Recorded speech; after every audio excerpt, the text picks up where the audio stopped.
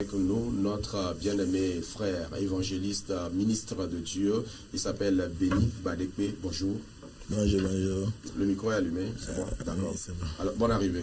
Merci. Comment vous portez? Aussi très béni. Et le ministère? C'est bon. Dieu soit loué. Amen. Alors, vous êtes également coach matrimonial. Ça veut dire que, au-delà du fait d'apporter l'évangile aux nations, Voilà. vous vous intéressez aussi aux questions de famille. Voilà. Ah. C'est une bénédiction. Du courage. Merci. On espère que le ministère aussi se passe bien et le coaching également se passe très bien. Je rappelle quand même que vous avez donné certaines conférences, vous intervenez également sur le sujet sur d'autres médias. Alors nous avons souhaité vous avoir également à nos côtés pour peut-être apporter quelques petits conseils peut-être à nos téléspectateurs, à nos téléspectatrices. Voilà. Que Dieu vous bénisse abondamment. Merci beaucoup. Alors justement, le thème qui va meubler notre débat de la semaine, ça sera donc les défis qui se dressent devant les foyers chrétiens. Alors quand on parle de foyer également, de quoi s'agit-il? Quelle est la perception biblique de ce qu'on appelle foyer, ce qu'on appelle mariage? Il est important d'instaurer cette base-là avant encore de lancer. Nous allons parler certainement aujourd'hui du mariage chrétien. Voilà. Maintenant, dans le courant de la semaine, on va voir maintenant quels sont les défis qui sont installés devant. D'accord. C'est une bénédiction d'être sur ce plateau avec vous également. Je bénis le Seigneur pour les opportunités comme ça. Ma prière, c'est que celui qui est en train de suivre en ce moment et pendant quelques minutes là, soit vraiment béni. Amen. Si Jésus-Christ tenait ici, tout de suite, quand on aura lui posé la question sur le mariage, je crois qu'il a déjà répondu dans Matthieu 19, à partir du verset 1 à 15, quand on lui a posé la question sur le cas des divorces, il a dit que le mariage ne doit pas être réécrit ou refaçonné par les hommes. Le mariage doit être toujours un mariage du commencement. Et comme un mariage de commencement, ce n'est pas les hommes qui doivent le dire. Voilà. Alors, pour parler du mariage, on ne peut jamais le dire sans les Écritures. Alors, parler du mariage selon Dieu, cela nous amène rapidement à lire Genèse 2. Le verset 22, dit: l'Éternel Dieu formant une femme de la côte qu'il avait prise de l'homme et il l'amena vers l'homme. D'abord, on dit l'Éternel Dieu formant, cela veut dire que c'est lui qui a formé une côte qu'il avait prise de l'homme. Cela veut dire que la femme est d'abord sortie de l'homme. On peut dire que l'homme est déjà le papa de la femme et il l'amena vers Dieu. Vous voyez? Donc, pour aller et parler du mariage selon Dieu, nous devons savoir que le mariage est l'une des 3 institutions que Dieu a instaurées.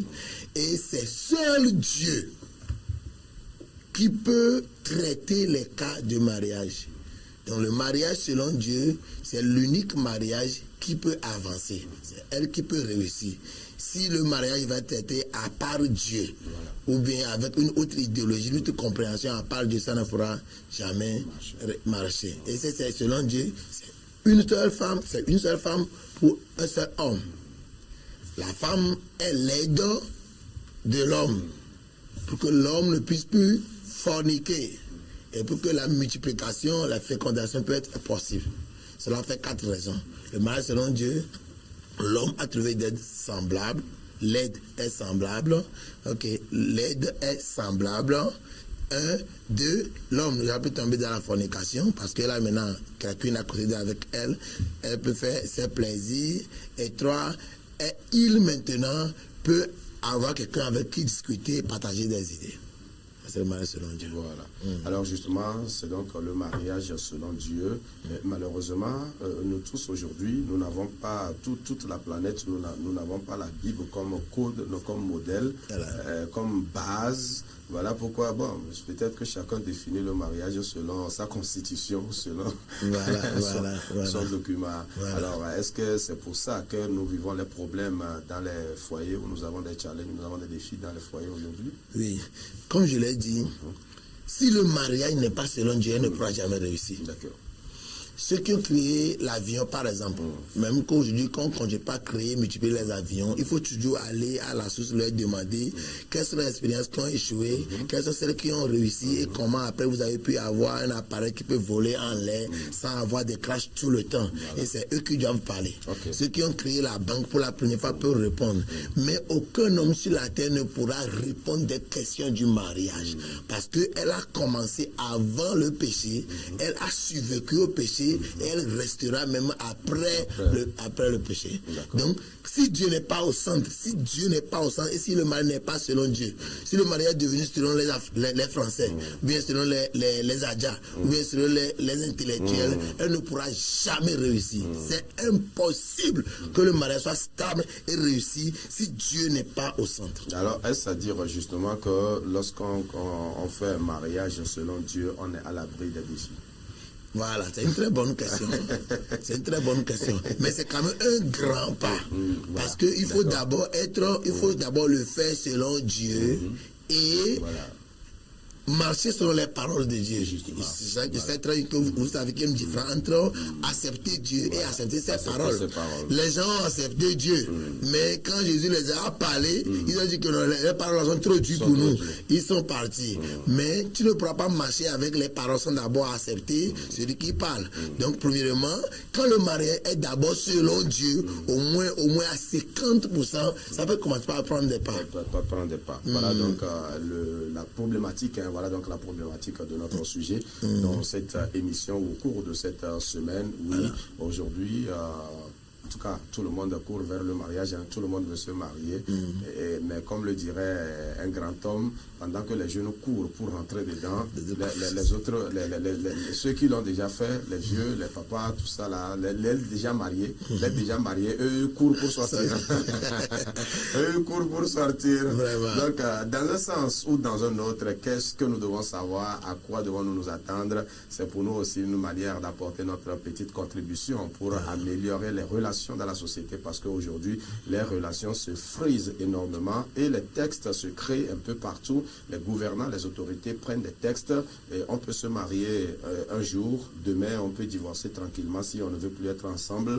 Et aujourd'hui, c'est légion. D'ailleurs, même ailleurs, vous allez voir certaines personnes, un jeune, un garçon, et bon, ils décident, bon, on va essayer voir. On va essayer voir. Donc, bon, si ça marche, Dieu merci, on continue. Si ça ne marche pas, on va arrêter. Même en Europe, il y a des mariages pour 3 ans où vous mettez d'accord comme nous allons être seulement ensemble pour 5 ans ou pour 10 ans. Et juste après les 10 ans, là, on se sépare. Donc, c'est les mariages selon les Européens. C'est pourquoi si ce n'est pas selon Dieu, ça ne pourra pas marcher. Oui, c'est pour ça, pour nous, il est important d'aborder ce sujet-là pour essayer d'apporter encore un peu plus de clarification à nos téléspectateurs, à nos téléspectatrices, parce qu'aujourd'hui, le monde est devenu un village planétaire. Voilà. Et il y a beaucoup de choses qui circulent au point où on se demande, mais c'est nous qui ne comprenons pas, ou bien c'est les autres, ou bien c'est les autres qui ne comprennent pas. Alors justement, on aura en tout cas au cours de la semaine touché différents paliers en ce qui concerne le couple et voir un peu les défis qui se dressent à tel ou à tel niveau et voir les approches de solutions, surtout avec un regard biblique. Voilà pourquoi nous avons souhaité avoir un coach matrimonial, mais justement qui a une perception biblique du sujet, ce qui pourrait certainement nous aider. Allez, donc tout au long de la semaine, nous espérons également que vous aurez à débattre du sujet autour de vous et apporter donc vos compréhensions, vos solutions également à la chose. Alors, puisqu'il est évangéliste, il va prier pour nous clôturer l'émission puisque nous sommes arrivés à la fin. Merci beaucoup. J'ai demandé à prier parce que le Seigneur l'a mis sur mon cœur. D'accord. Si les opportunités comme ça nous sommes données, nous n'allons pas passer sans impliquer Dieu. Alors, je sais que des gens sont en ligne entièrement. Comme vous l'avez dit, d'autres veulent quitter, d'autres veulent rentrer. Mais s'il y a quelque chose que je vais demander au foyer, ce n'est pas l'amour, mais c'est la connaissance. La connaissance, ce n'est pas l'amour. Ce n'est pas l'amour. D'accord. Parce que l'amour ne fait jamais réussir le mariage. D'accord. L'amour a déjà échoué. Donc, la connaissance au moins peut permettre de réussir. Oui. Waouh, super. Alors, je prie que le Seigneur donne beaucoup de connaissances à ceux qui veulent l'avoir. Et ceux qui seront branchés à cette émission jusqu'à la fin de la semaine, que les petits minutes que nous allons rassembler à faire, ce soit solution de leur vie, solution de leur foyer, au nom de Jésus. Amen. Amen, amen, amen. Merci beaucoup. Nous étions avec l'évangéliste Béni Badekpe. Il est coach